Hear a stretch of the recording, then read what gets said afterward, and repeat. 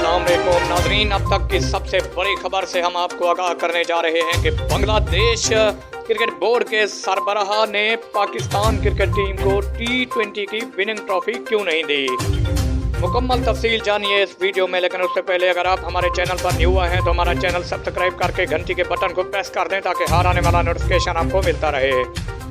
तो आपका कीमती वक्त ज़ाय के बगैर चलते हैं आज की वीडियो की तरफ और आपको बताते हैं कि पाकिस्तान ने बांग्लादेश को T20 सीरीज में क्लीन स्वीप की थी, जिसकी ट्रॉफी पाकिस्तान को नहीं दी गई। जी हाँ नाज़रीन, बांग्लादेश क्रिकेट बोर्ड के सरबराह का कहना है कि टेस्ट ट्रॉफी और T20 की ट्रॉफी पाकिस्तान क्रिकेट टीम को एक साथ दी जाएगी।